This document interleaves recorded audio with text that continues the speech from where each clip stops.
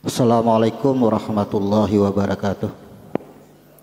Alhamdulillahirabbil alamin wa bihi nasta'inu ala umurid dunya waddin. Wassalatu wassalamu ala asyrafil anbiya'i wal mursalin wa ala alihi wa ashabihi ajmain, amma ba'du.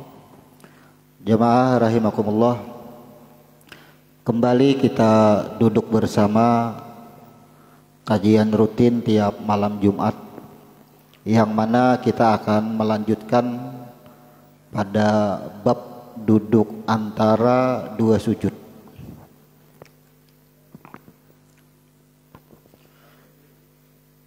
Jadi ketika kita beri nama ini sebuah kajian rutin, berarti kajian kita ini sambung menyambung. Artinya kita mengkaji hukum-hukum sholat hingga kepada makna bacaan dan gerakan sholat. Untuk malam hari ini yang memiliki bukunya boleh dibuka pada halaman 96, yaitu makna duduk antara dua sujud. Halaman 96. Di dalam sholat ada 3 macam duduk. Yang pertama ada yang disebut dengan duduk istirahah. Kemudian ada yang disebut dengan duduk iftirosh. Kemudian ada yang disebut dengan duduk tawarruk. Kita perjelas satu persatu.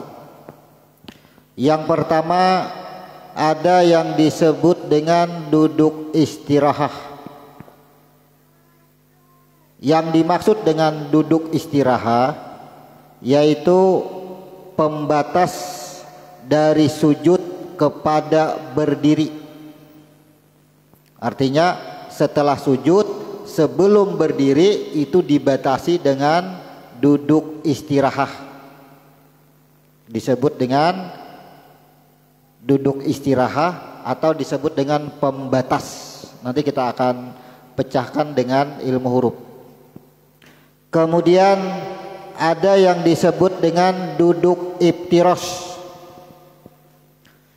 Duduk iftirosh ini tidak ubahnya dengan duduk antara dua sujud sama persis. Duduk antara dua sujud dengan duduk iftirosh. Yang membedakan hanyalah duduk iftirosh ini dilaksanakan pada bangkit sujud yang kedua, membaca tahiyat awal. Jadi tahiyat awal itu duduk iftirosh. Kemudian duduk tawarruk adalah duduk ketika akhir sholat, yaitu membaca tahiyat akhir, disebut dengan duduk tawarruk. Duduk tawarruk ini posisi duduknya pinggul kiri menduduki lantai. Pinggul artinya langsung bersentuhan dengan lantai. Di sini disebutkan lantai. Tanah boleh, artinya langsung, tidak ada penghalang.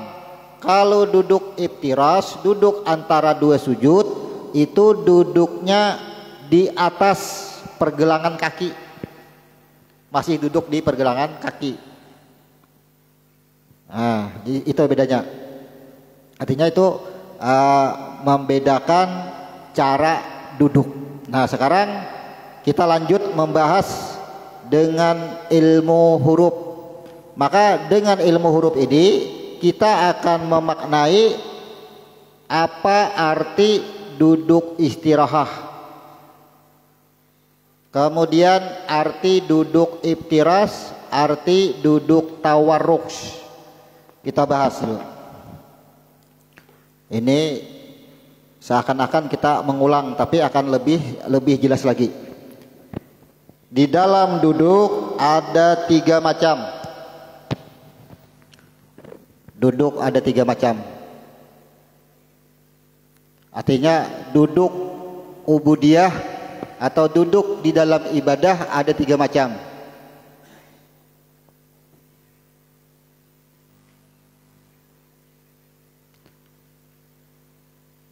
Duduk istirahah, kemudian duduk iftirash, kemudian duduk tawarruk.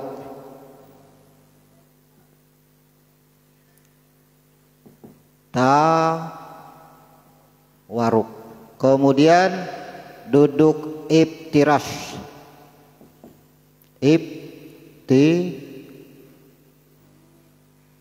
Duduk iftirash. Kalau dari hurufnya maka ini adalah bertitik 3 iftirash. Duduk istirahah.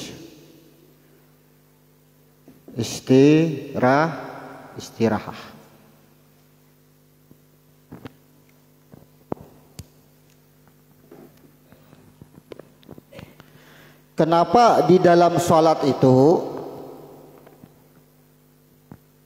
duduk istirahah sama dengan duduk antara 2 sujud. Kemudian duduk antara 2 sujud sama persis dengan duduk iftirash. Sama, tidak berlainan. Kalau di buku kan dituliskan 3 macam cara duduk. Mana duduk antara 2 sujud? Di mana duduk antara 2 sujud? Sekarang kita rintet.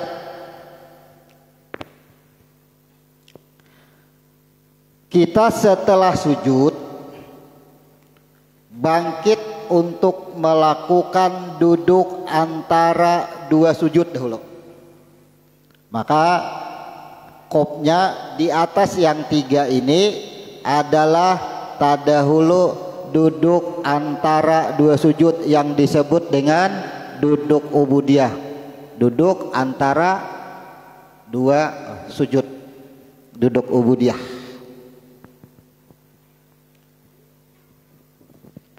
Coba kalau kita betakon lah. Setelah sujud kita melakukan duduk. Di dalam duduk membaca doa. Yang membedakan kan doa, bacaan. Duduk antara 2 sujud, duduk istirahah, duduk iftirash, caranya sama persis, tapi namanya belain. Karena apa? Karena waktu yang membedakan. Kalau duduk antara 2 sujud, setelah sujud pertama ia melakukan duduk, kemudian sujud lagi, maka duduknya itulah disebut dengan duduk antara 2 sujud.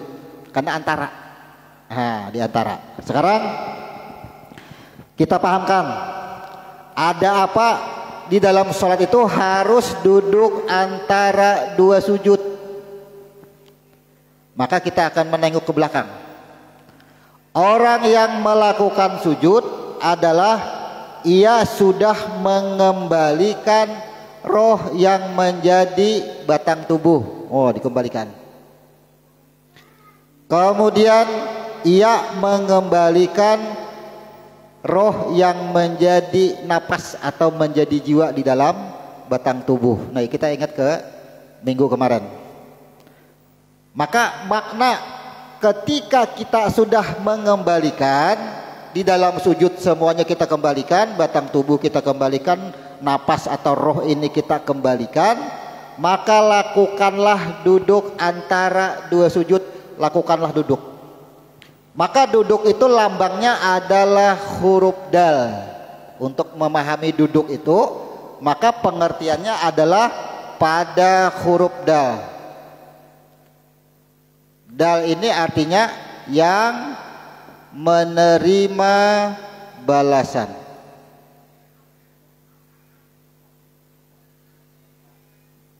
Nah, ketika kita melakukan sujud berarti kita setor. Apa yang disetor? Batang tubuh dari kulit, daging, darah, tulang belulang, urat-urat, rambut, kuku, kita setor julung. Nah, ini ulun kada mengakui, ini dari pian semuaan, nah julung, julung semuaan. Nang menjulungin kada ulun akui juga, roh menjadi napas, julung semuaan. Setelah diserahkan semuanya, maka duduklah kita. Di dalam duduknya itu, inilah pas pengertiannya kenapa huruf dal itu yang menerima balasan. Coba bayangkan, kalau kita itu bekerja ya di suatu pabrik, disuruh memproduksi, kan kita setor nih barangnya nang ulah nah tentunya kita akan menerima upah. Tentunya kita akan menerima upah. Jadi ketika kita sujud, semua sudah disetor, semua sudah dikembalikan, maka Allah akan memberikan upah atau memberikan balasan. Allah jahirkan lagi. Makanya di dalam duduk antara dua sujud kita membaca Allahumma firli, ampuni aku tadi setor nih, kalau wainang aku setor nih kurang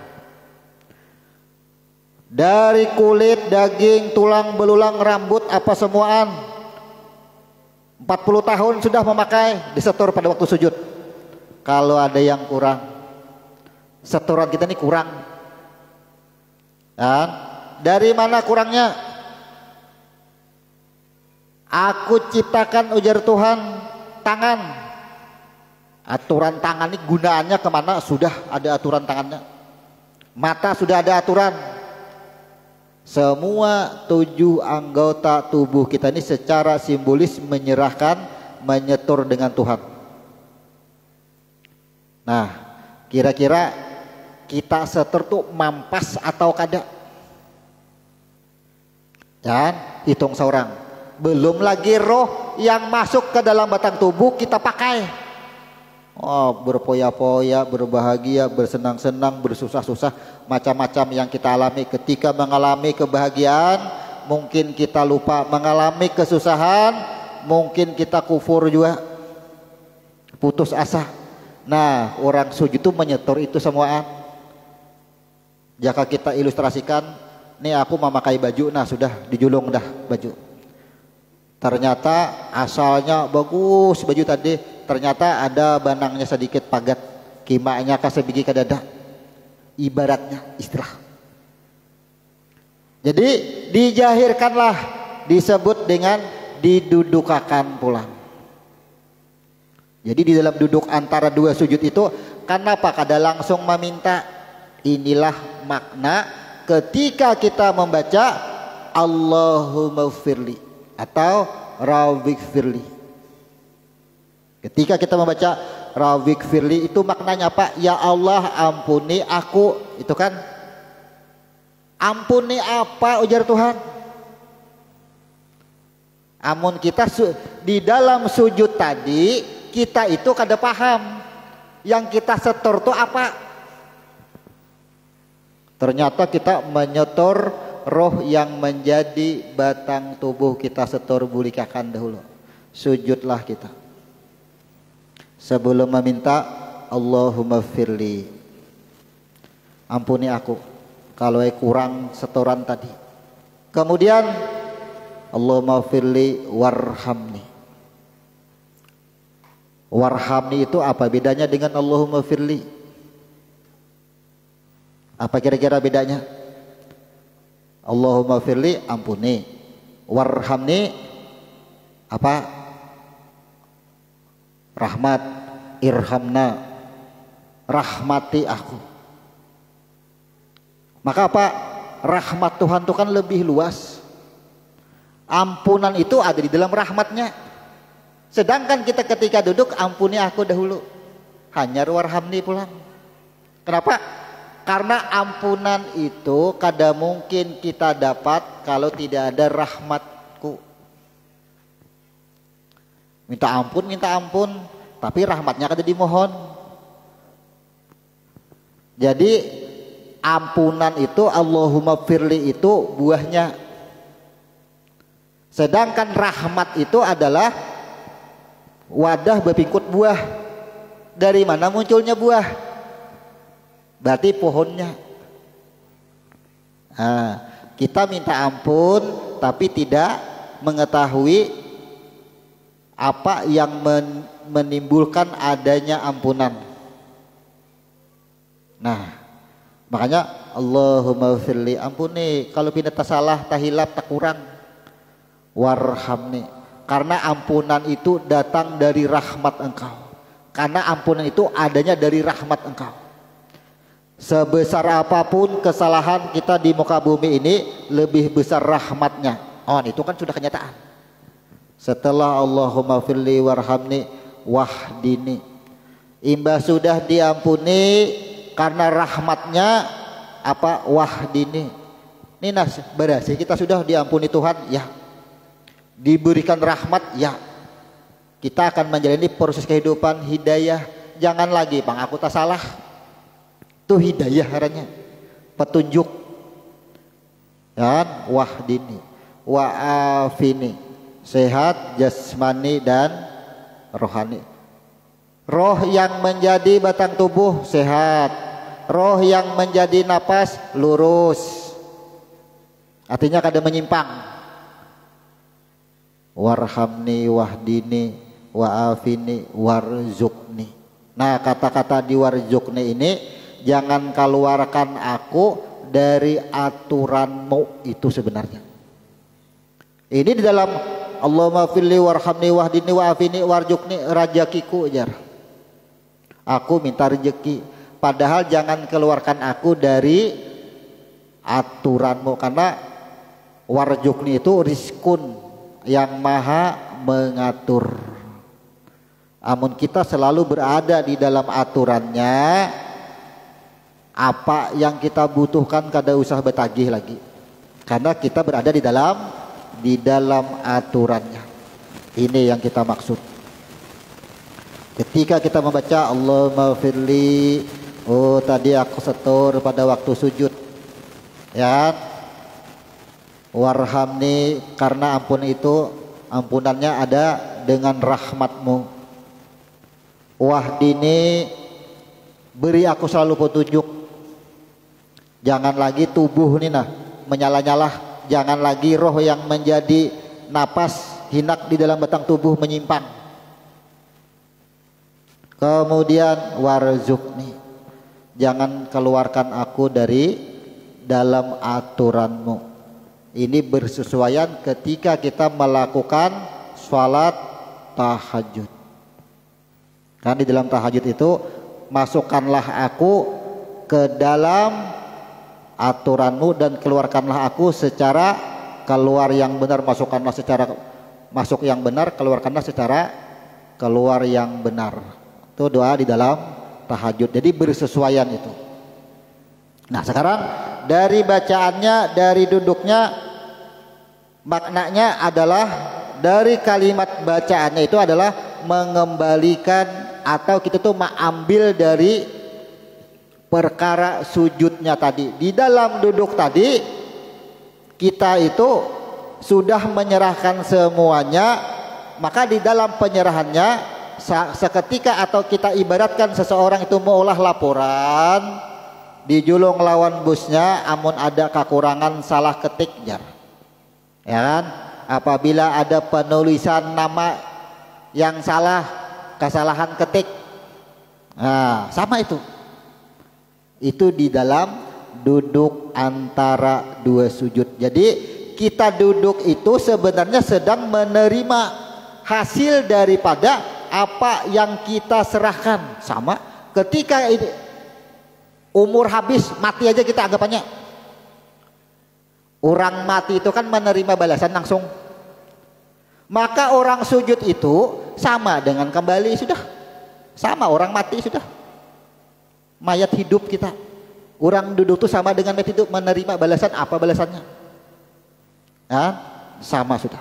Makanya mayat ketika diletakkan di dalam liang lahat ditinggalkan 1 langkah sampai menuju 7 langkah, duduklah mayat tadi. Ketika dimasukkan, roh lagi kembali. Sama, ketika kita sujud mencium tanah, bangkitlah tak duduk juga. Apa bedanya orang sembahyang sujud dengan orang yang diletakkan di dalam liang lahat? Ingat, ketika kita diletakkan di dalam liang lahat, roh dihembuskan, tak duduk kita langsung menerima balasan. Apa balasannya? Ada banyak yang disebut dengan azab kubur atau siksa kubur, itu balasan duduk. Jadi lambang duduk adalah pada huruf dal. Ini disebut dengan duduk antara 2 sujud. Kemudian setelah duduk antara 2 sujud, kenapa sujud pulang kita? Coba, kenapa sembahyang tuh 2 kali sujud? Kan sujud, langsung sujud, berbulik pulang duduk. Ibaratnya kita itu iba sudah tuntung begawi, masuk ke rumah bus, noh menjulung. Kan? Iba sudah menjulung, ambil gaji, keluar pada rumah. Iba sudah keluar pada rumah, apalagi masuk pulang ke dalam rumah. Apa tadi? Memaknai atau mencari tugas berikutnya itu apa? Laporan pulang. Jadi kita sudah duduk antara 2 sujud, kita mengetahui hasil kita. Setelah mengetahui hasil kita, dari hasil kita itulah kita kembalikan lagi, lalu kita melakukan sujud lagi. Apapun yang kita terima dari hasil yang kita setor tadi, kita ikhlas menerima, bulikakan pulang, nah masuk pulang, reda ikhlas semuaan, siap menanggung semuaan, sujud kita lagi. Maka setelah sujud lagi, inilah selesai rakaat demi rakaat. Kalau rakaat pertama, rakaat kedua sujud akhir lah. Artinya inilah selesai sudah rakaat pertama, ingin naik ke rakaat berikutnya, maka setelah sujud yang kedua, disinilah kita melakukan duduk istirahat. Nah, hanya duduk istirahat. Ada apa dengan duduk istirahat? Kita bahas. Ada alif maknanya aku, ada huruf sin maknanya diri atau naf, ada ta maknanya apa? Taubat. Ada ra maknanya apa? Pengampunan atau ampunan. Ada ha artinya hayat. Ada ha lagi artinya hayun. Nah, istirahat. Jadi kalau kita tanyakan, duduk istirahat ini tidak termasuk rukun, tapi dinyatakan di dalam hadis, siapa pencuri yang sebenarnya? Pencuri yang sebenarnya adalah orang yang sholat tidak melakukan duduk istirahat, dianggap pencuri yang sebenarnya nih. Tidak melakukan duduk istirahat, padahal kalau kita masuk rukun. Betapa pentingnya duduk istirahat. Sekarang kita artikan. Istirahat yang pertama ada huruf alif aku. Maka alif ini menerangkan kejadian adanya diri, yaitu huruf sin. Nah. Jadi alif itu menerangkan, ujar alif, kita ilustrasikan alif menerangkan kepada kita. Nih kita, karena huruf sin sudah. Huruf sin ini kan Ahad, Ahmad dan Adam. Ketika si Ahad menghembuskan rohnya, diberi nama Ahmad. Ahmad berproses jadi alam semesta beserta isinya. Dari alam semesta diciptakanlah diri kita, batang tubuh Adam. Sin. Jadi ujar alif memadahi diri kita. Oi, diri. Ikam itu aku nang maulah nih alif.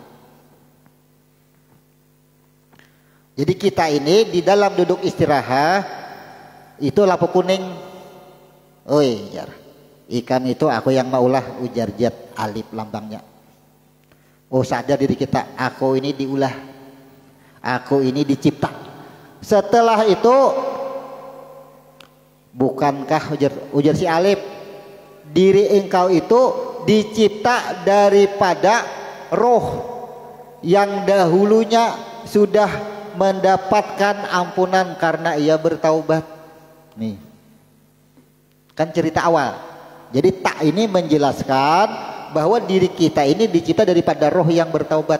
Maka kalau roh yang menjadi batang tubuh bagi engkau dan roh yang menjadi napas atau nyawa di dalam batang tubuh engkau, maka taubat itu ada pada tubuh engkau, taubat ada pada napas engkau.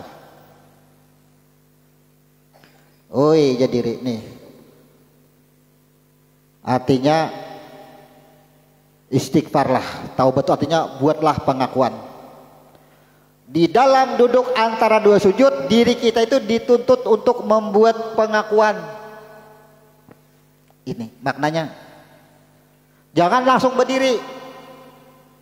Satu napas barang bertahan. Allahu Akbar, bertahan dulu. Jangan langsung naik. Kenapa?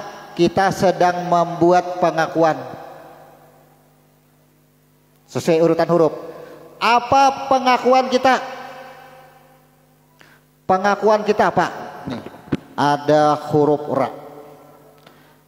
Karena roh yang menjadi batang tubuh, yang menjadi nyawa, asal-asalnya itu sudah membuat pengakuan, aku adalah engkau, bala syahidna, sudah, sehingga diampuni.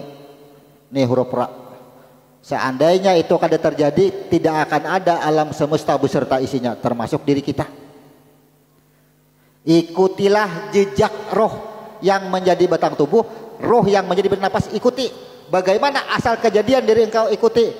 Buatlah pengakuan sehingga engkau akan diampuni.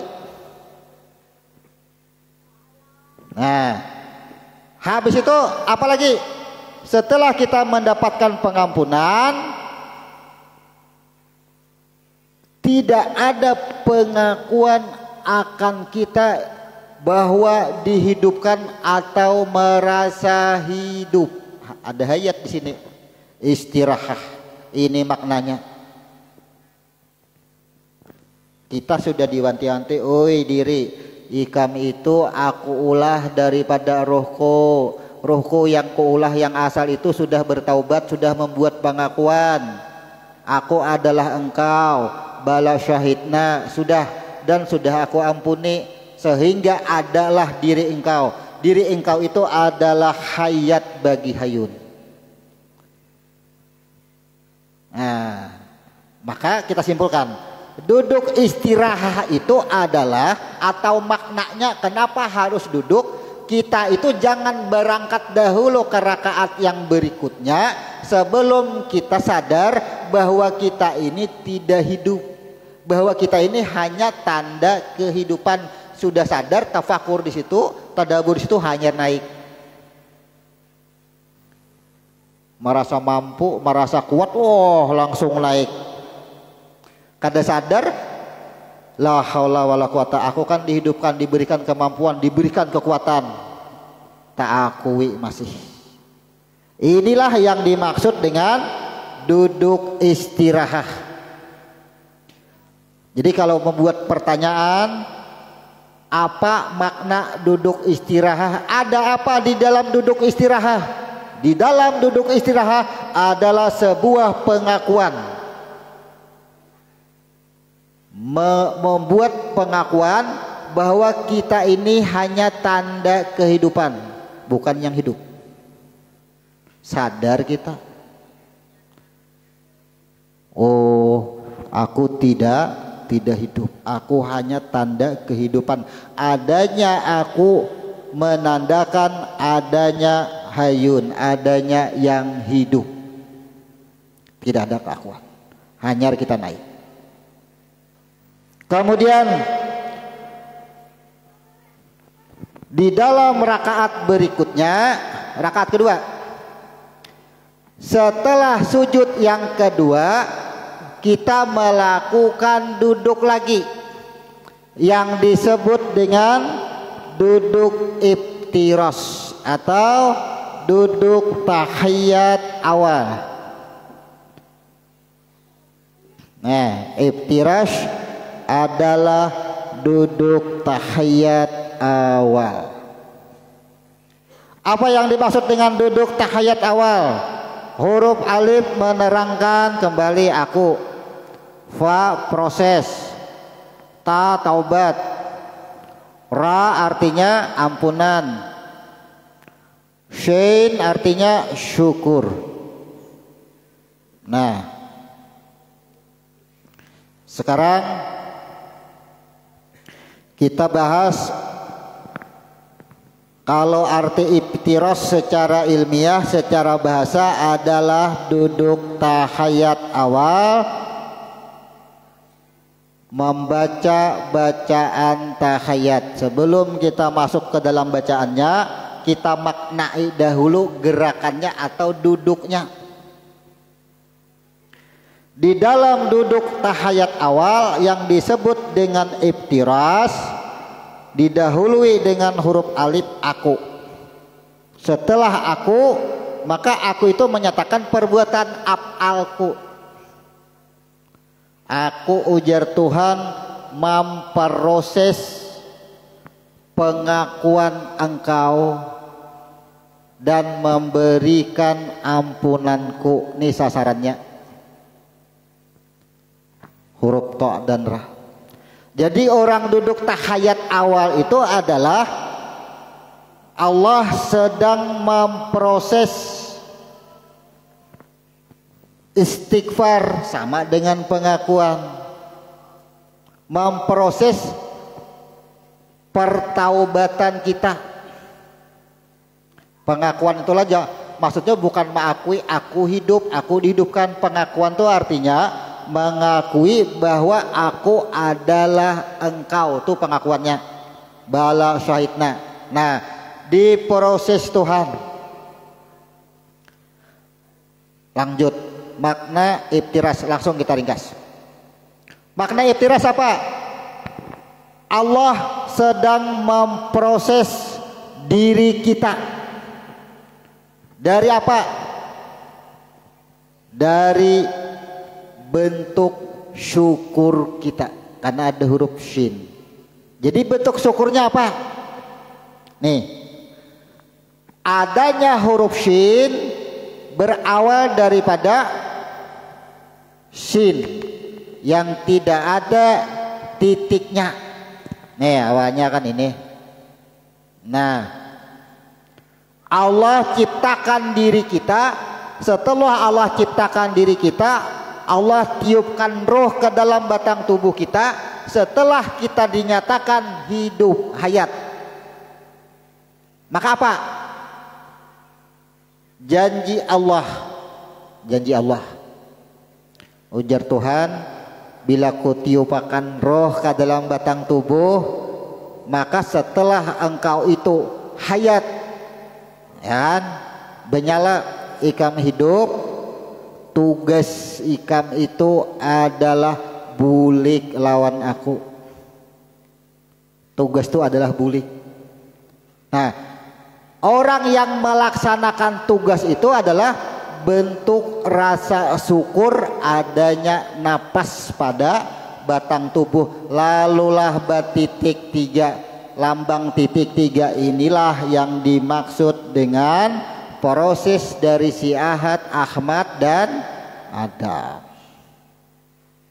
Maka huruf shin ini sama dengan sebuah ayat, wa ma khalaqtul jinna wal insa illa liya'budun. Ujar Tuhan, oh diri aku kada menciptakanlah, aku kada menghidupakan ikamlah, tugas ikam tuh sebuting aja beribadah.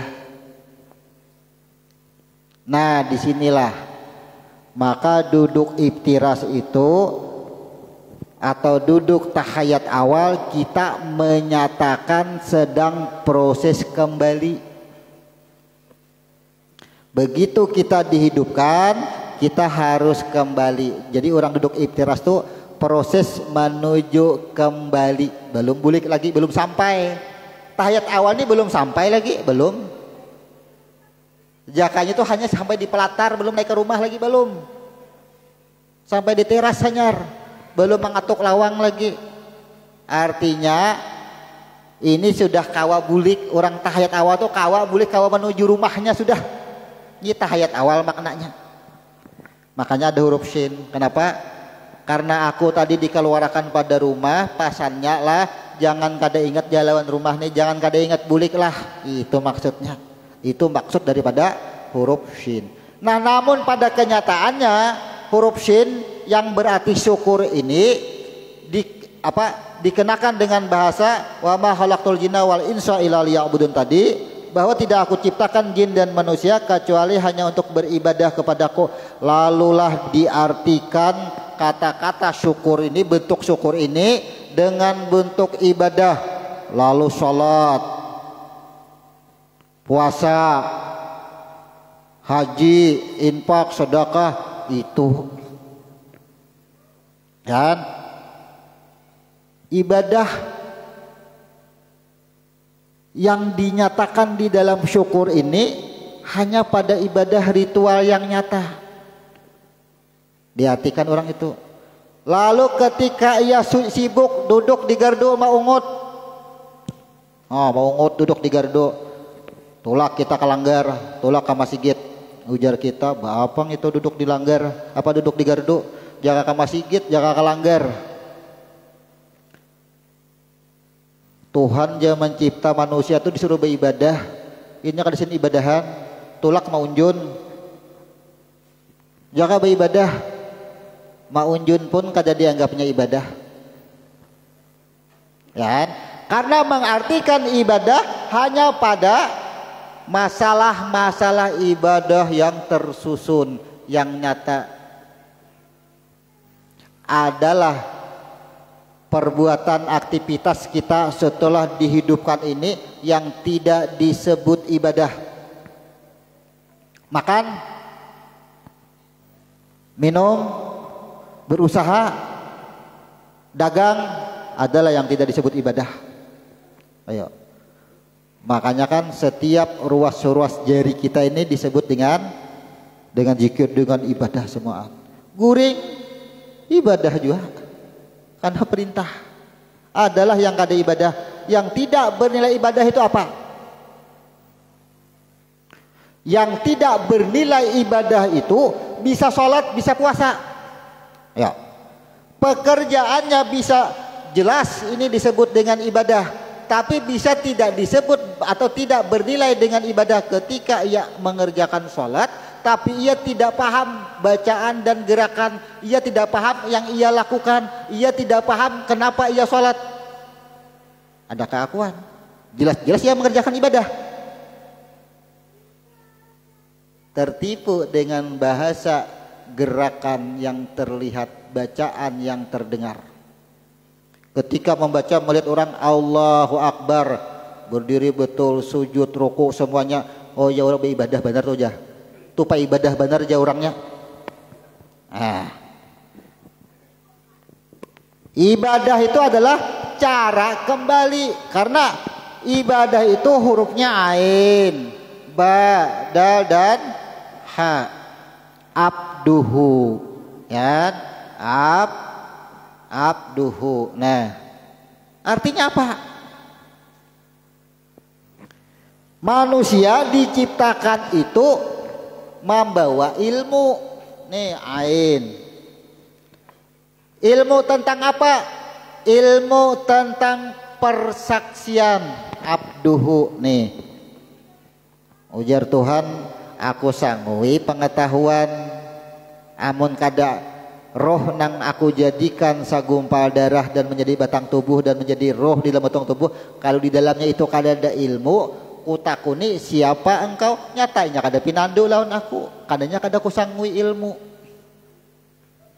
Disangui ilmu dasarnya apa? Ada huruf ain. Disangui kita ini ada ilmu sudah, pengetahuan sudah ada. Makanya ketika ditanya alastu birabbikum, ternyata engkau adalah Tuhanku, maka aku adalah engkau. Nah, jangan keluar lagi. Kita sudah menyatakan, aku adalah engkau, batang tubuhku dan roh, maka aku akan menerima balasan karena aku hayat. Balasan itu apa? Kembali kepada roh yang disucikan. Inilah yang disebut dengan ibadah. Nah, hurufnya yang ini juga ibadah, ganti huruf atas abduhu. Makanya asyhadu alla ilaha illallah wa asyhadu anna muhammadan abduhu. Aku bersaksi bahwa diriku, huruf ain, dengan dasar huruf ain, bahwa diriku adalah engkau, bala syahidna, seluruhnya adalah engkau, dan aku menerima balasan. Balasannya kemana? Adalah tugasku kembali kepada roh yang disucikan, karena ada huruf ha, tak marbutah, ibadat jana tak marbutah jadinya. Yang disebut persaksian abduhu itu adalah nama abduhu itu nama, padahal adalah sebuah kerangka, sebuah keterangan bahwa batang tubuh kita ini ada huruf ain, di dalamnya ada ilmu. Bahwa batang tubuh kita ini sudah membuat pengakuan, batang tubuh nang berisi roh nih nah. Sebelum jadi batang tubuh sudah membuat pengakuan, sudah bersaksi. Persaksiannya itu apa? Nih, bulik kepada roh yang asal, yang disucikan. Jadi tak marbutah itu adalah awal kejadian diri kita. Ini awal kejadian diri kita. Itu abduhu. Nah, banyak orang mengartikan syukur, bentuk syukur ini hanya pada ibadah yang nyata. Bilanya, japa ibadah, benar orang tuanya melihat sembahyang terus. Ini sambayang aja yang nilai ibadah. Tidak ada aktivitas manusia di muka bumi ini dan seluruh makhluk yang lain yang tidak bisa disebut ibadah. Yang tidak bisa disebut ibadah adalah adanya keakuan, kada sadar siapa dirinya. Biar sambayang terus kada ketinggalan waktu, tidak tercatat sebagai ibadah, tatapai kada bulik lawan aku juga aja Tuhan. Maka kita singkat, iftiras maknanya adalah proses kembali. Proses kembali.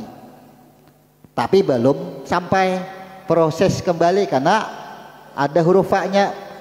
Ibaratnya kita ini sedang melakukan perjalanan menuju pulang. Itu tahayat awal. Pokoknya kan tahayat awal aja. Disebut dengan iftiras. Jadi orang tahayat awal itu orang hendak bulik sudah melakukan pengembalian batang tubuh dan roh juga sudah pengembalian, belum sampai lagi.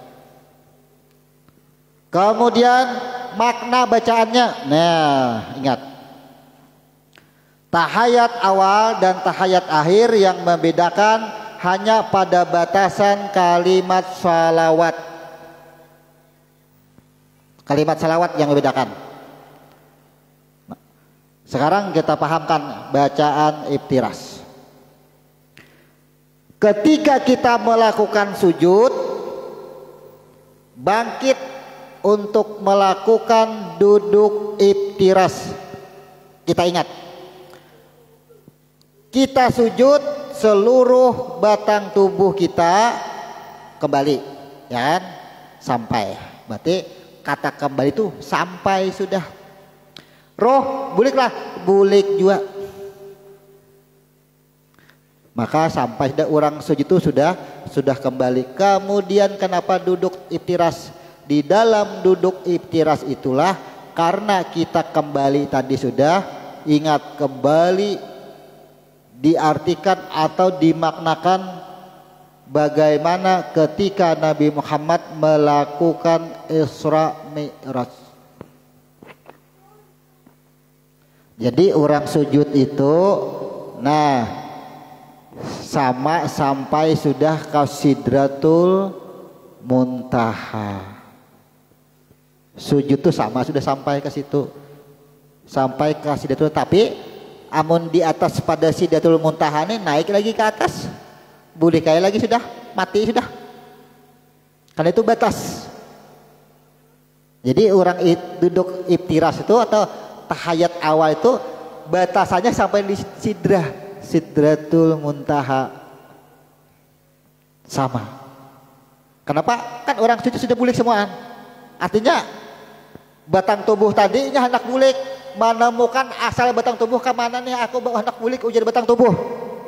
Oh ternyata aku daripada tanah, bulik juga sudah. Roh mencari pulang, kemana nih aku bulik roh? Mencari juga, kemana aku bulik? Sehingga inilah ketika duduk tahayat awal itu maknanya tidak ubahnya ketika Nabi Isra Mi'raj sudah sampai di Sidratul Muntaha. Makanya ngarannya tuh Sidratul Muntaha, setelah huruf mim langsung huruf nun, muntaha. Nah ini cerita Isra Mi'raj. Maka iftiras ini huruf mim, nun, ta dan ha, muntaha sampai di situ. Kita maknai bacanya. Mim jiwa, nun cahaya yang asal. Jiwa apa? Cahaya yang diproses menjadi batang tubuh dan dihembuskan menjadi roh, menjadi jiwa di dalam batang tubuh manusia, huruf mim. Jadi huruf mim ini bertamuan dengan cahaya yang asal, bertamuan sama dengan cahaya lampu ini bertamuan dengan satrumnya. Bertamuannya ketika lampu dikatik menyala, cahaya bingung dari mana aku putar-putar cari unikah nang menyala akan nang sehingga aku menyala satrum. Sama mim bertamuan dengan huruf nun, bertamuan situ. Kenapa ada huruf ta dan ha? Setelah inya bertamuan, apa bedanya aku adalah engkau? Pengakuan ta itu adalah pengakuan istighfar, astagfirullah. Serupanya aku selama ini tak akui aku hidup. Kan berakhir pada huruf ha. Ternyata aku hanya hayat, tanda kehidupan. Itu maksudnya. Sampai di muntaha, Sidratul Muntaha. Sidrah itu kan itu sebuah pohon disebut dengan pohon bidara. Pohon bidara itu daunnya banyak, sabuting bila daun tuh gugur melayang seikong hilang. Jadi disebut dengan sidrah itu adalah nama-nama kita yang sudah tercatat tanggal, jam dan harinya dijemput. Bila gugur, gugur sudah ambil, gugur ambil sidrah. Sedangkan muntaha adalah pertemuan jiwa dengan roh, pertemuan cahaya dengan satrumnya, dengan energi. Nah kita ini lagi makna bacaan tahayat awal. Perhatikan ini nanti bedanya hanya di salawat lah kalau tahiyat akhir. Cuma kita maknai dulu, pahami dulu bahwa duduk tahayat awal adalah proses menuju kembali, menuju asal. Tahiyat awal belum sampai ke asal, belum lagi, hanya proses. Nah ketika bertamuan nih nang roh menjadi batang tubuh, roh menjadi napas, pas bertamuan di Sidratul Muntaha, apa ujar Nabi? At-tahiyatu lillah wassalawatu watthaibah.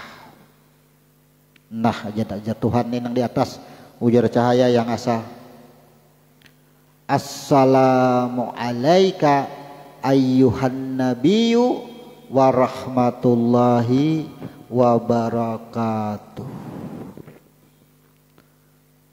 Jaka bahasa kita itu ketika kita mengungkapkan at-tahiyyah, ya kan, rupanya aku ini ujar cahaya nih piankah nang menyala akan tadi nang menyala kukira ujar cahaya bola lampu nih tadi nang menyala tak kalinya nang di dalam bola lampu nih kah yang menyala.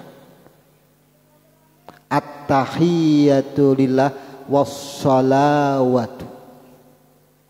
Maka dalam kesadaran kita di situ, oh ternyata aku ini hanya tanda kehidupan, inikah nang sumber kehidupannya nih cahaya nur.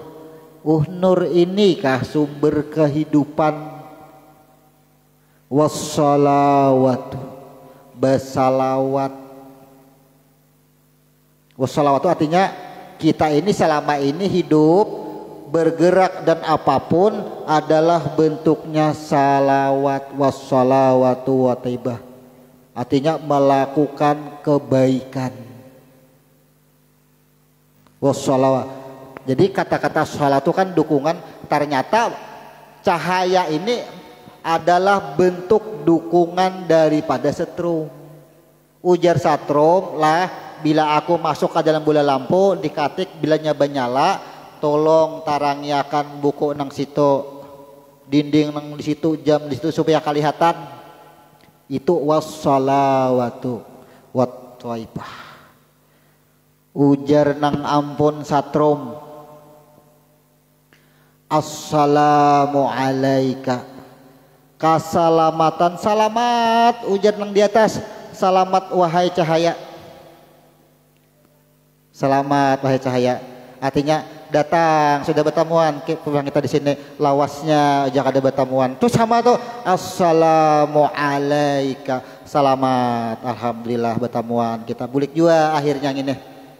Jika kita ilustrasikan bulik juga gini, wassalawatu, karena salawat bentuknya tadi, makanya dibalas dengan assalamu alaika ayyuhan nabiyyu.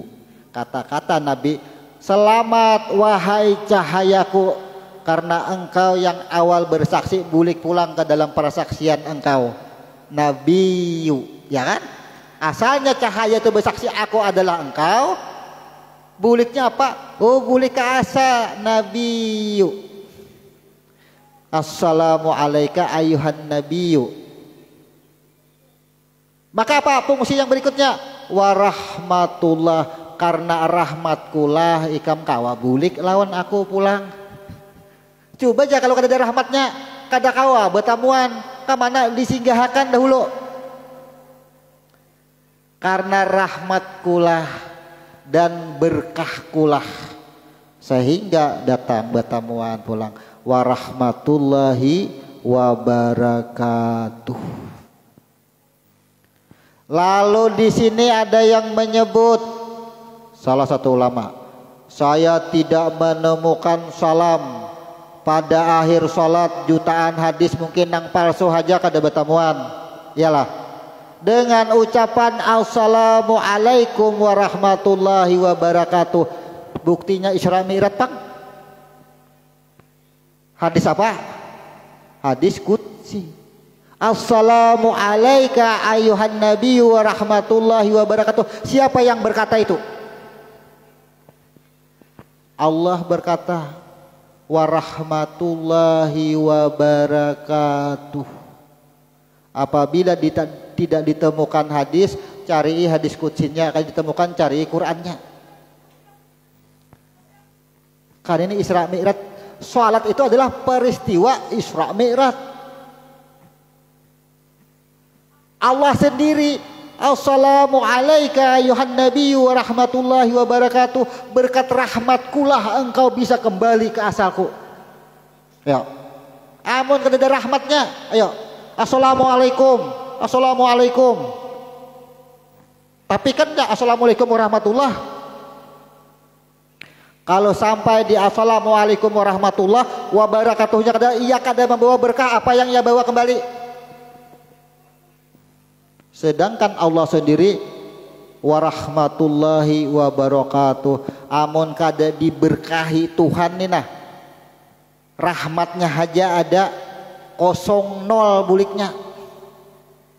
Apa keluar rumah kada membuat apa-apa, apa hasilnya? Berkahnya tidak ada. Apa yang kau dapat setelah aku hidupkan? Cahaya setelah setrum masuk ke dalam bola lampu, ketika ia menyala menerangi apa? Cahayanya kan ada berfungsi, kada ada berkah. Lalu apa ujar napas? Nih, ujar napas. Ya kan? Karena ayuhan nabiyyu, kata-kata ketika Rasul sudah berangkat ke atas di dalam Isra Mi'raj itu, maka ini adalah pertemuan jiwa. Jiwa itu sudah tidak berbentuk lagi, sudah itu sama ketika orang Isra Mi'raj itu, bukan artinya yang menjawab itu bukan batang tubuh tapi jiwa. Ketika ditanya Allah subhanahu bala syahidna, siapa yang menjawab? Yang masih segumpal darah itu yang menjawab. Kenapa masih bisa padahal mulutnya belum ada? Sama ketika Rasul Isra Mi'raj itu yang menjawab adalah pertemuan jiwa dengan cahayanya, bujur langsung lawan batang tubuhnya dibawa, wadah-wadahnya dibawa Tuhan ke atas. Ya, langsung. Nah, tapi napas ini, jiwa ini kada mau serakah ketika jat assalamualaikum, selamat ya Tuhan engkau, kada mau sorangan. Ujar jiwa, ketika roh dimasukkan ke dalam batang tubuh menjadi jiwa, jiwa ini liar. Kamana liarnya?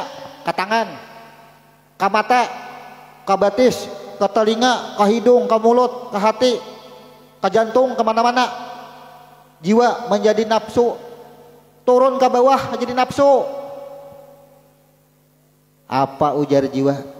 Assalamu alaina wa ala ibadillahi sholihin.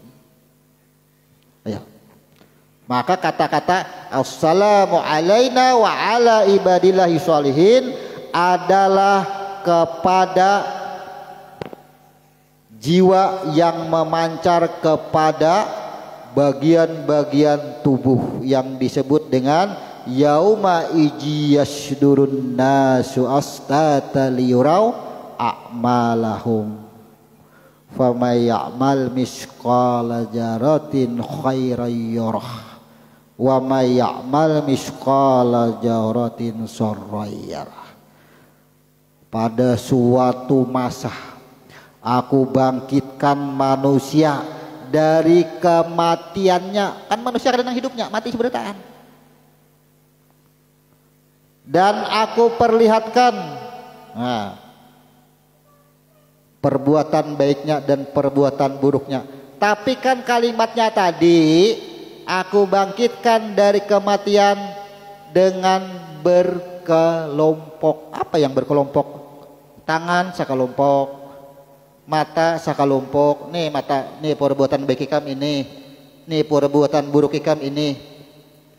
Inilah assalamu alaina wa ala ibadillahi sholihin. Selamat akan juga nih, karena jiwaku tadi ini masuk ke tangan, ke kaki, ke mata, ke telinga. Selamatkan semuanya juga. Kenapa? Karena tangan kita dihisap, ia menjawab sendiri. Mulut, hidung, mata, telinga, kaki, rekam jejaknya ada semua. Inilah maksudnya assalamu alaina wa ala ibadillahi sholihin. Maka setelah kita nih seluruh jiwa, bukankah yang menjadi tangan roh engkau juga semua, yang menjadi kaki, telinga semuanya sudah. Maka apa? Inilah dilanjutkan dengan persaksian. Asyhadu alla ilaha illallah. Bukankah yang engkau tanya ini, rohmu yang menjadi batang tubuh, rohmu yang masuk ke dalam batang tubuh itu kan yang ditanya.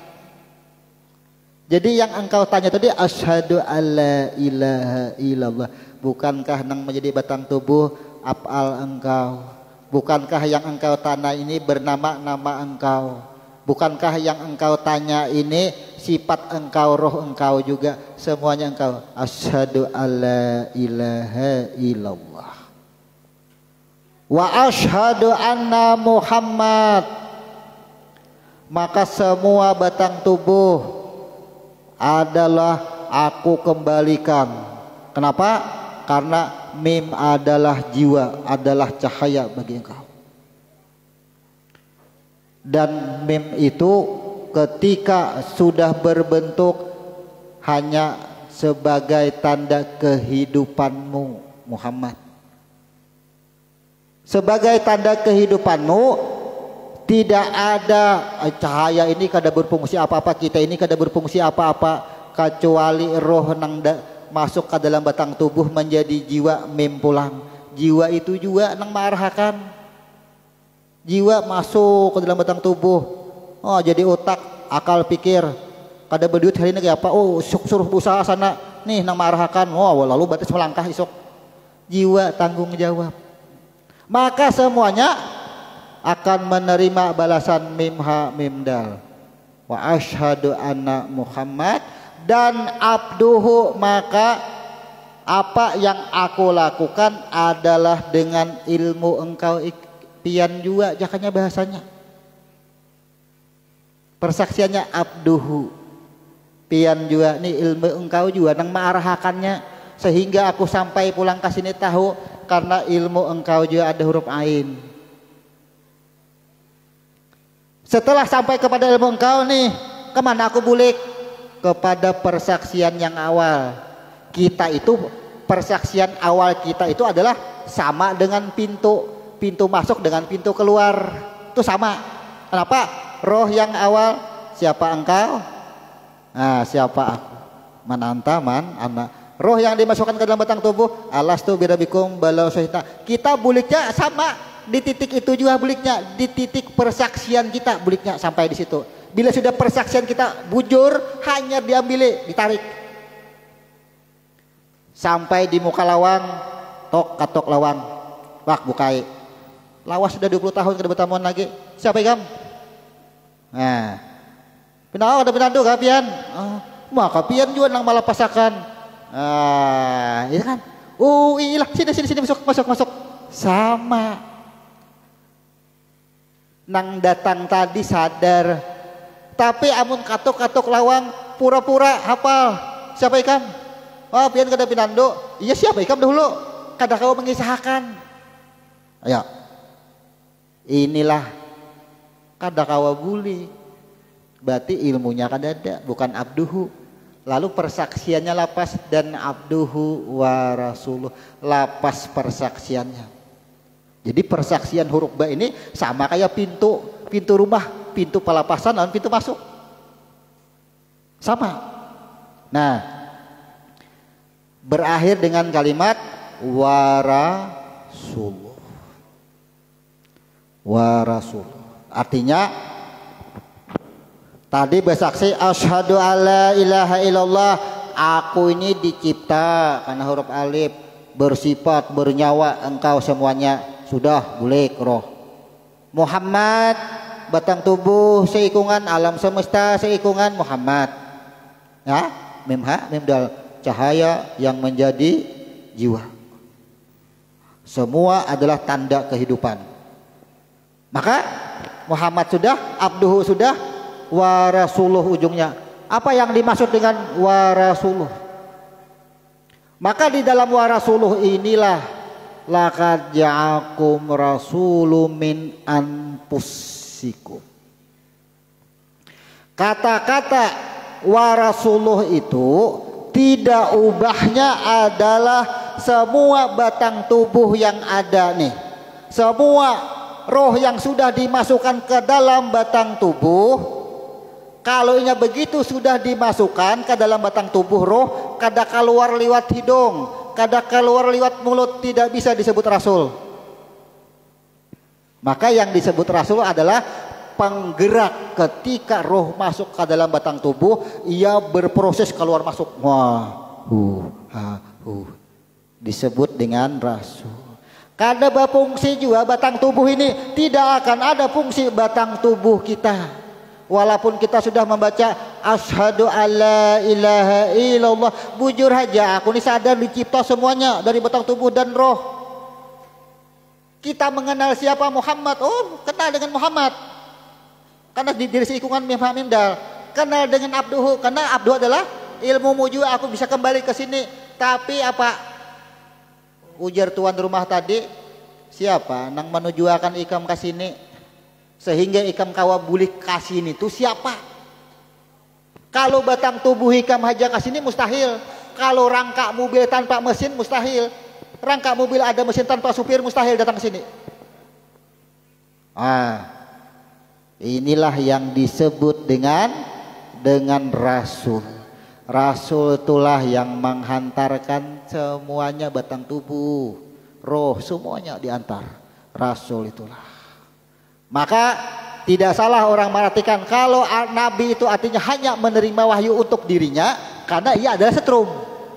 Tapi rasul adalah yang ketika ia menerima tugas dan menyebarkannya. Apa bedanya rasul dengan cahaya lampu? Ilustrasinya, ya, ia menerangi, ia melakukan aktivitas disebut dengan rasul. Maka rasul inilah amun kada keluar masuk napas, makanya kita bersaksi asyhadu alla ilaha illallah wa asyhadu anna muhammadan abduhu wa rasuluh. Rasul juga nang menggerakkan Muhammad batang tubuh mati, ya kan? Abduhu sarananya aja, sarana daripada Muhammad adalah abduhu karena ada ilmu. Di dalam Muhammad ada ain disebut dengan abduhu, cara kembali. Tapi ini mati semuanya, masih siapa yang menghantarkan dari kesemuanya ini adalah rasul. Kalau tidak ada rasul bagaimana bisa kembali? Inilah persaksian kita di dalam syahadat asyhadu alla ilaha illallah wa asyhadu anna muhammadan abduhu wa rasuluh. Selesailah di sini tahayat awal. Tidak ada salawat di dalam tahayat awal. Kalau berdasarkan hadis lalu beda-beda. Boleh salawat di dalam tahiyat awal, tapi sejarah kejadiannya, arti dan makna daripada tahiyat awal yang disebut dengan iftiras, belum ada salawat di situ. Belum ada salawat. Nah, ketika Rasul tadi sudah menyatakan, ia menjelaskan semuanya, karena napas yang bergerak inilah sehingga aku sampai lagi ke sini. Ujar tuan rumah, oh iya bujur, keteranganmu persis 100% benar semuanya. Ya, benar semuaan. Maka bagaimana Allah membenarkan keterangan tadi dari persaksian kita tadi, dari syahadat kita tadi? Inilah yang disebut dengan Allahumma sholli ala Muhammad. Masuk ke dalam duduk tawaruh. Jadi di dalam tahayat awal tidak ada salawat, tidak ada salawat.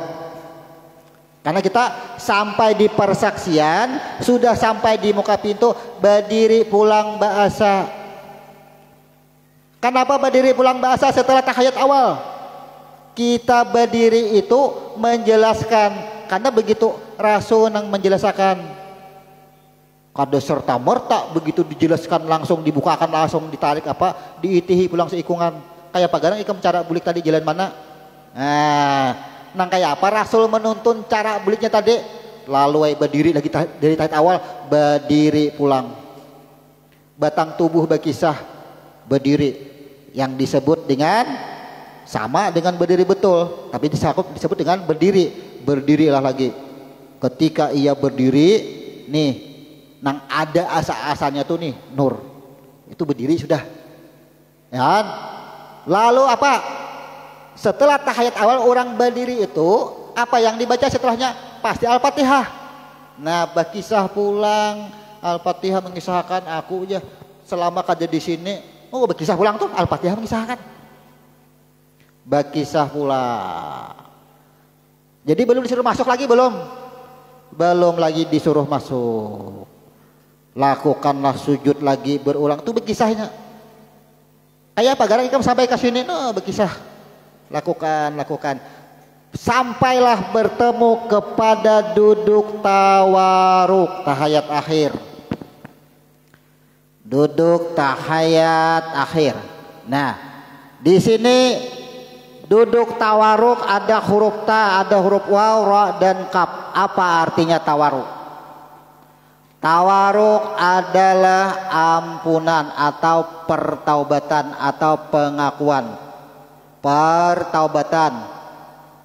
Kemudian wara, wahid, terpelihara, mengesakan, artinya esa. Ra artinya ampunan. Kaf artinya tidak beranak dan tidak diperanakan. Ya, tidak beranak, tidak diperanakan. Boleh satu kata huruf kaf apa artinya? Cukup. Nah, boleh artinya satu kata. Apa arti huruf kaf? Cukup. Bila sudah cukup jangan lagi dicari. Ya, cukup sudah. Kayak apa aja? Kurang kah? Cukup. Adalah minta lagi. Kan cukup. Pas. Maka duduk tawaruk adalah yang pertama karena diawali dengan huruf ta. Nih, kan lanjutannya kan sambungannya. Setelah tahayat awal tadi, setelah iftiras tadi, ia sudah sampai di muka pintu. Nah, setelah sampai di muka pintu, ia bercerita habis bagaimana batang tubuh ini bisa kembali ke asal, bagaimana roh yang menjadi napas ini bisa kembali ke asal. Ia berkisah. Setelah kisahnya jelas, setelah kisahnya lengkap, apa? Ada huruf ta. Ia melakukan pengakuan. Jadi tetap aku adalah engkau. Jadi huruf ta di situ adalah pertaubatan itu. Ia sangat, artinya ia bertaubat. Taubat itu artinya taubah. Ta, waw, ba, dan tak marbutah. Jadi taubat itu adalah orang yang kembali ke persaksian yang awal, taubat. Ya kan? Jiwa yang kembali kepada persaksian yang awal. Bagaimana ketika ia awal dihidupkan, ia kembali ke asal, ke awal ia dihidupkan. Bala syahidna, kembali itu taubat. Maka setelah tadi kita melakukan tahayat awal, akhirnya apa? Allahumma sholli ala Muhammad. Keselamatan wahai Muhammad. Keselamatan wahai jiwa yang menjadi batang tubuh, wahai roh yang menjadi napas bagi engkau. Allahumma sholli ala Muhammad. Wa ala ali Muhammad, dan keluarga jiwanya, batang tubuh seikungan. Wa ala ali Muhammad. Ada di situ tersebut kama shallaita ala Ibrahim. Kenapa tersebut di situ? Nah, belum kita pecahkan. Kita pecahkan dulu arti tawaruk. Setelah tahayat awal atau iftiras tadi, karena semua bentuk pengakuan ia sudah kembali, ia akui bahwa aku adalah engkau, huruf ta sudah. Ia sudah akui aku adalah engkau. Maka bentuk pengakuan aku adalah engkau, maka ia menyatakan keesaan Tuhan. Makanya ta, wa, ada huruf waw. Makanya orang sembahyang itu, orang sholat itu adalah mengesahkan Allah. Ini kalau di dalam ilmu ma'rifat, bagaimana adanya batang tubuh rububiyah, ada yang maulah. Bagaimana batang tubuh ini bisa berproses, apa yang dilakukannya ketika ia sholat, ia tidak menuju kepada yang lain di dalam aktivitas kehidupannya mengesahkan. Tawa sudah. Kemudian alfa huruf ra, orang yang selalu mengesahkan kada menduakan Tuhan, kada bersekutu. Dalam ampunanku ku ampuni semuaan, ya, dalam ampunanku. Karena sudah dalam ampunanku, menujulah kita kepada huruf kaf, buliklah kita kepada yang cukup. Ya ayatuhan nafsul mutmainah irji'i ila rabbiki. Jadi dalam tahayat akhir itu irji'i ila rabbiki, ayo bulik aku ini kan cukup aku haja wadahi kang bulik, kada usah ke rumah nang lain. Inilah yang disebut dengan tawaruk. Tapi di dalam bacaannya tadi, ya kan, ada disebutkan kama shallaita ala Ibrahim. Di sini orang banyak memaknakan kata-kata Ibrahim. Nah, ada 5 huruf. Siapa Ibrahim yang disebut di dalam salawat? Ibrahim itu tidak kebetulan diberi nama Nabi Ibrahim. Kita dipering lagi. Ibrahim itu adalah sebuah cerita, sebuah cara. Karena didahului dari alif dan ba, maka tidak ada alasan lagi daripada cerita persaksian yang awal kita dihidupkan. Alastu birabikum bala syahidna. Jadi kama sholaita ala. Nah, kita potong di situ. Kama sholaita. Kam ya. Huruf kaf dan mim. Berarti cukup bagi jiwa. Ini arti huruf lah. Makna huruf kama, cukup bagi jiwa. Sholaita artinya bagi jiwa nang bulik. Cukup bagi jiwa nih nang bulik. Bulik ke mana? Ala. Wah, kepada atas. Ibrahim ya. Bulik ke mana? Bulik kepada asal yang menciptakan siapa? Alif. Bulik kepada yang berbuat, alif. Yang berbuat itulah yang mengadakan, yang menanyakan alastu birabikum siapa? Kepada jiwa bala syahidna. Maka ketika kita berada pada huruf ba, otomatis ada huruf ra dalam ampunannya lagi. Maka huruf ha ini adalah cahaya ini diampuni oleh satrum. Jaka cahaya ini imbah dikatik banyaklah kudup pasti dimati orang bahasa. Hidupnya lurus, hidupnya bujur, kada menyimpang. Ibrahim kada menyimpang hidupnya, lurus hidupnya. Makanya simbol tauhid yang benar adalah ajaran daripada Nabi Ibrahim. Makanya arti Ibrahim itu adalah seseorang yang hidup tidak pernah menyimpang, jiwanya kada pernah menyimpang, lurus.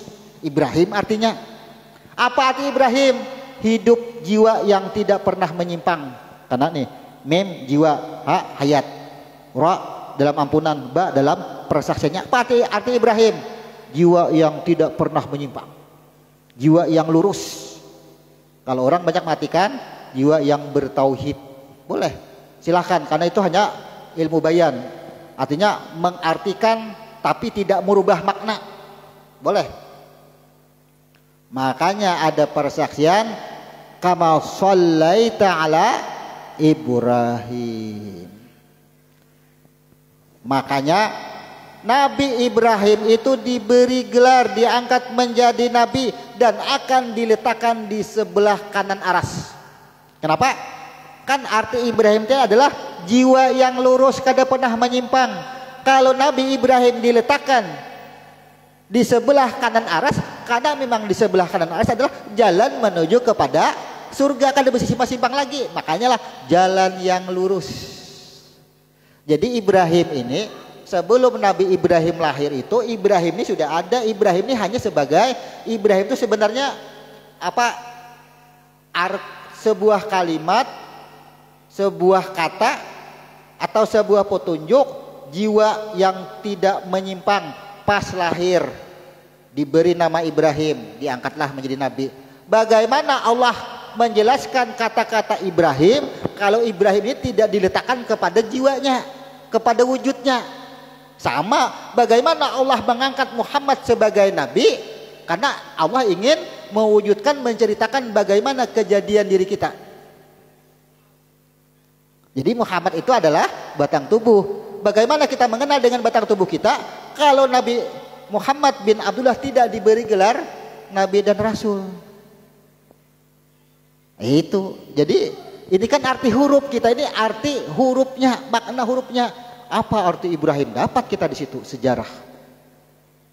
Nah, setelah kama shallaita ala Ibrahim wa ala ali Ibrahim.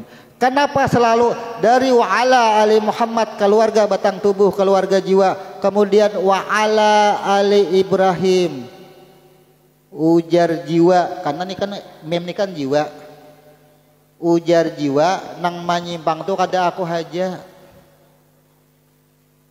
haja nang menyimpang.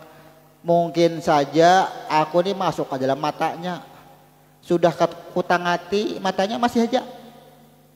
Nah, wa ala ali dan jalan-jalan nang menyimpang nang dilakukan oleh keluarga nih, wa ala ali artinya jiwa-jiwa yang mengalir ke dalam organ-organ tubuh yang lain. Kama sholaitu ala Ibrahim wa ala ali Ibrahim, nyimpang situ. Maka ditutup dengan fil alamina innaka Hamidum Majid. Kenapa ditutup Hamidum? Kembalilah kepada ha, mim dan dal. Kenapa dibaca Hamidum? Orang yang melakukan kembali tadi Hamidum Majid. Langsung kita setelah itu, salah satu ulama kita, jangan langsung ditutup salam, ya kan? Kecuali harus meminta 4 doa. Adalah yang apa doa 4 setelah sebelum salam? Allahumma inni a'udzubika. Nah, sampai di situ kita ada apa doanya yang lain. Tapi 4 permintaan. Yang pertama, minta hindarkan dari fitnah kehidupan, fitnah dunia, fitnah dajjal, fitnah kubur. Makanya kan berakhir dengan wamin apa fitnati ajabi wal kabar. Nah, berakhir itu. Ada, ini hadisnya sahih, ya sahih. Tapi kita kadang meminta itu, malah kita meminta Allahumma ini jalam tum nafsi. Nah, kenapa? Sesuai kama shallaita ala Ibrahim. Jiwa yang ada batang tubuh ini disebut dengan nafs. Nafs yang mengalir kemana-mana, ada yang disebut dengan nafsu. Nah, maka ketika kita membaca Allahumma ini jalam tum nafsi, aku nih banyak jalim atas napasku seorang, atas diriku seorang, ya kan? Zulman qasira, banyak melakukan kejaliman atas diriku seorang. Wala yaghfiru dzunuba, kada ada ampunan itu tidak akan datang dari mana, tidak akan bisa kemana memohon, karena ada huruf kaf tawaruk terbentuk. Engkau cukup, engkau yang esa, engkau saja yang mengampuni. Wala yaghfiru dzunuba illa anta, engkau saja yang mengampuni. Faghfirli, ampuni. Ya, faghfirli ila anta faghfirli, maghfiratam, maghfirahmu, min indika, dan maghfirah atas apa yang sudah terjadi dalam batang tubuh dan nyawa bagiku. Apalagi ujungnya Allahumma ini a'udzubika minal ma'sami wal magram. Maka tutuplah, karena cukup, tutuplah aku dari kerugianku. Jangan rugi kita. Kenapa di Quran banyak dijelaskan? Banyak kaum yang merugi. Orang yang sesungguhnya rugi itu adalah bangkrut di akhirat. Makanya minal ma'sami wal magram. Ditutup itu, habis selesai. Mana bagusnya? Ya Allah, hindarkan aku dari fitnah kehidupan. Wow, takutan akan hidup. Beribadah aja orang itu takutan banget lawan hidup. Ya, gara-gara hidup ini aku bakal lakukan kayak ini. Meniwas akan kehidupan kita. Takutan bandar hidup berkelakuan. Akhirnya apa? Ketika melakukan ibadah, ia takut akan fitnah kehidupan. Berarti di dalam ibadahnya ada kecemasan dan ketakutan. Ia meminta hindarkan dari fitnah dajjal, ketakutan lawan dajjal sampai yang terus toh. Takutan kalah lawan dajjal. Lalu di dalam sholatnya akhirnya apa? Takut dengan dajjal, tidak takut dengan siapa yang menciptakan dajjal.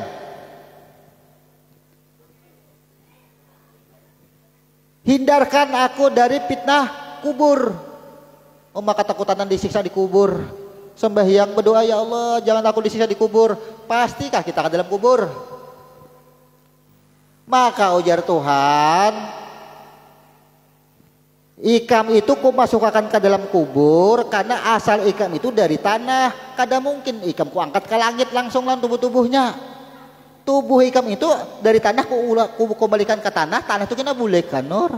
Roh itu nang ku cabut, irji'i ila rabbiku. Bukankah engkau bulik? Amun ikam bagus saja, roh nang menjadi batang tubuh tadi sesuai doanya, kama shallaita ala Ibrahim. Lurus-lurus saja batang tubuh kita ini, kenapa takutan? Kan itu maksudnya. Inilah sesungguhnya sholat mencegah perbuatan keji dan munkar. Amun bujur-bujur sholat mengerti gerakan dan makna daripada bacaan, makna daripada gerakan. Kada ada lagi keji dan munkar sesudahnya. Rahatan sholat, ia tidak berbuat keji dan munkar. Dalam artian secara zahir ia tidak berbuat kekejian dan kemungkaran di dalam sholatnya. Tapi mungkin lebih sadis kemungkarannya. Kenapa? Ketika ya Allahu Akbar, ia tidak mengingat siapa ia sesungguhnya. Kemana ia sholat, itu lebih keji dan munkar. Kalau orang mencuri, ia hanya mendapat dosa mencuri. Tapi ketika kita sholat, tidak mengerti gerakan dan bacaannya, maknanya semuanya, kemana kita mengarahkannya, lebih munkar lagi kita. Lebih parah. Karena kita tidak memaknai bacaan dan gerakannya. Sekarang kita simpulkan bahwasanya duduk di dalam sholat seharusnya ada 4. Ada duduk antara 2 sujud, ada duduk istirahat, ada duduk iftiras, ada duduk tawarruk. Kita pahami, kita ringkas, kita simpulkan. Di dalam sholat ada duduk antara 2 sujud. Kenapa duduk antara 2 sujud? Karena kita sudah menyerahkan, sudah menyetor roh yang menjadi batang tubuh dan roh yang ada di dalam batang tubuh. Sudah kita setor. Setelah kita setor, kita akan melihat apa balasan bagi kita. Disebut dengan duduk antara 2 sujud. Kita akan menyaksikan balasan kita setelah kita mengembalikan roh yang menjadi batang tubuh dan roh yang menjadi napas bagi kita. Duduk antara 2 sujud. Tahu balasannya. Dari mana dasarnya? Yauma yasdurun nasu astata liyurau a'malahum. Aku bangkitkan dari kematiannya. Buka aja Al-Quran surah Ijazul. Dari mana orang bisa menemukan, menterjemah dengan arti aku bangkitkan manusia itu di suatu masa dari kematiannya. Sedangkan Al-Quran kata-kata mati itu adalah maut. Kenapa di dalam Ijazul tidak disebutkan kata-kata maut? Hanya disebutkan yauma yasdurun nasu. Dari mana? Yaitu pada huruf zai. Yauma iji. Jai itu artinya jiyaratun. Apa bedanya dengan kematian? Orang yang diziarahi, tubuh kita ini nanti diziarahi, aku bangkitkan dari kematian.